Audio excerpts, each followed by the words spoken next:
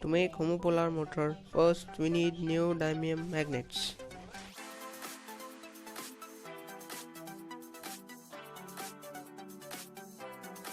Then we need AAA battery.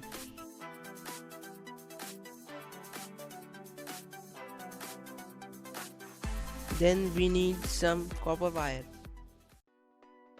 Then place negative terminal of battery on neodymium magnets. See, it's look like this. Then make a copper coil a look of spiral and place it on battery. See, it starts moving.